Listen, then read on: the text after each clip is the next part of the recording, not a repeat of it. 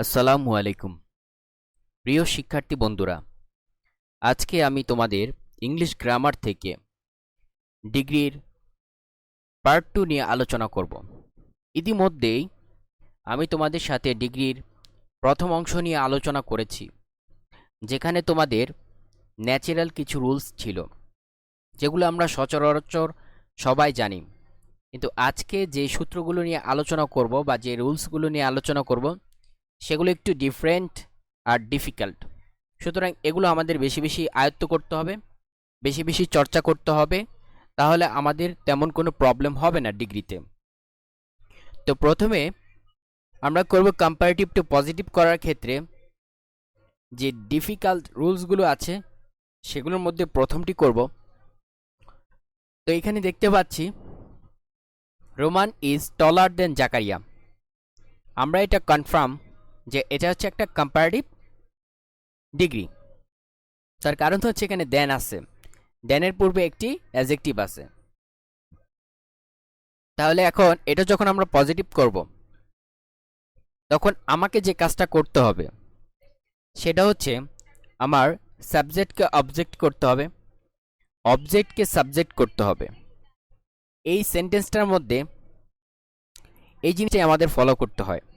Positive করার ক্ষেত্রে আমরা দেখতে পাচ্ছি অবজেক্ট হয়ে গেছে subject, Zakaria is not so tall as Roman.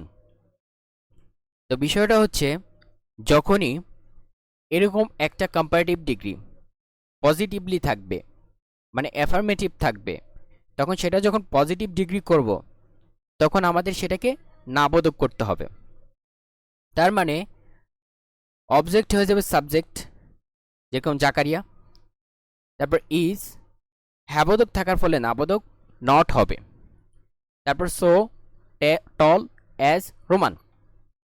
এখানে একটা বিষয় তোমাদের খেয়াল রাখতে হবে, যদি পজিটিভ ডিগ্রিতে আমাদের নেগেটিভ ওয়ার্ড ইউজ হয়, তখন আমরা as dot dot dot as ব্যবহার করব না, তখন আমরা ব্যবহার করব সো ডট ডট অ্যাজ।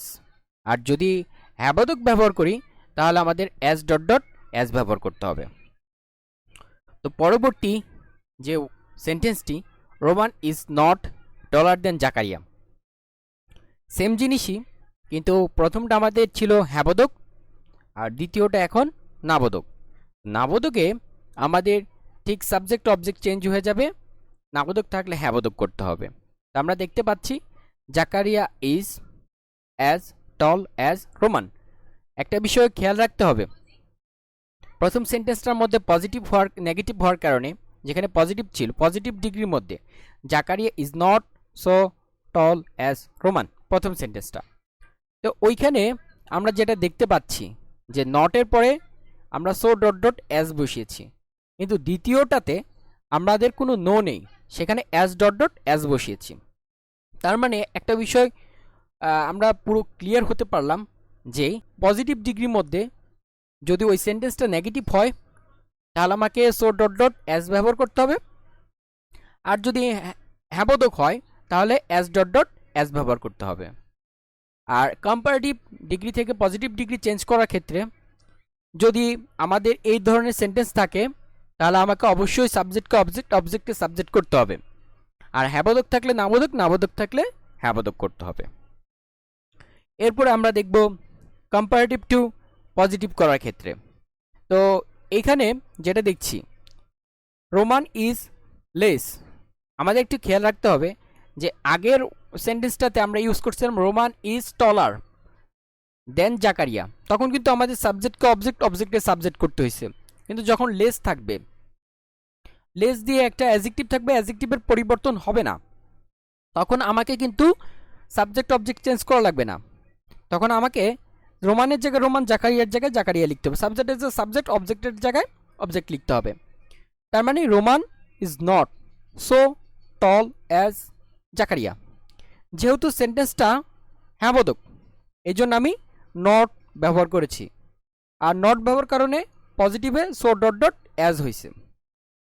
এরপরে সেন্টেন্সটা দেখলে আরও ক্লিয়ার হব, রোমান ইজ নট লেস টল দেন জাকারিয়া।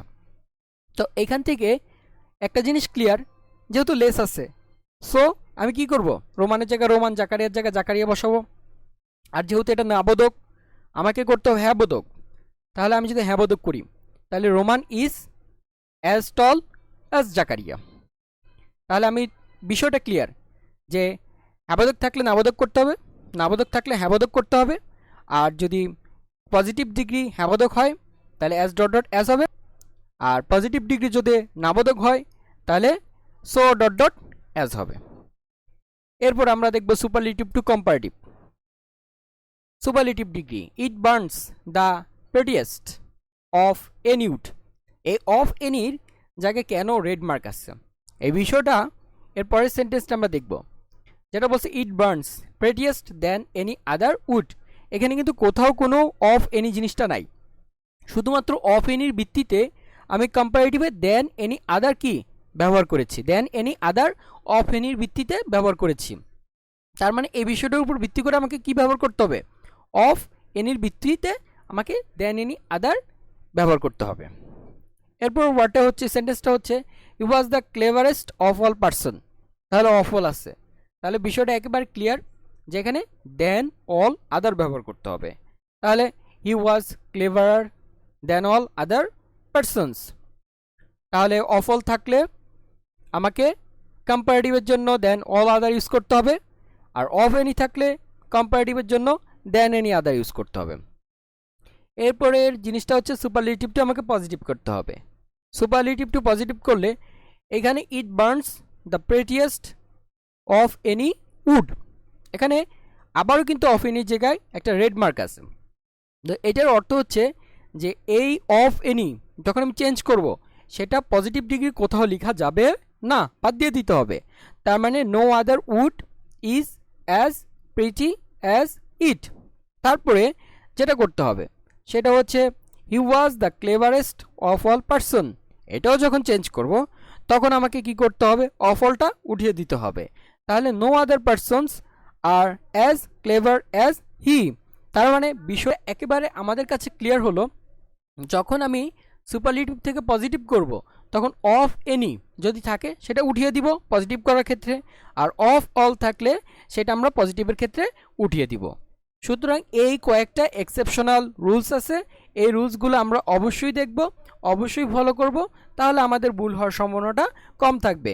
আর মাথায় রাখতে হবে পজিটিভ ডিগ্রি যদি নেগেটিভ হয় তাহলে সো ডট ডট অ্যাজ হবে, আর পজিটিভ ডিগ্রি যদি হ্যাবোধক হয় তাহলে আমাকে অবশ্যই অ্যাজ ডট ডট অ্যাজ ব্যবহার করতে হবে। So thank you so much. সবার যদি এই ভিডিওতে দ্বারা উপকার হয়, ভালো লাগে, লাইক করবেন, কমেন্ট করবেন, শেয়ার করবেন, আর সাবস্ক্রাইব করে অবশ্যই পাশে থাকবেন। আমি আস্তে আস্তে অবশ্যই গ্রামারের অন্য টপিক নিয়ে আলোচনা করব, অবশ্যই আমার পাশে থাকবেন। ভালো থাকুন, সুস্থ থাকুন, আল্লাহ হাফেজ।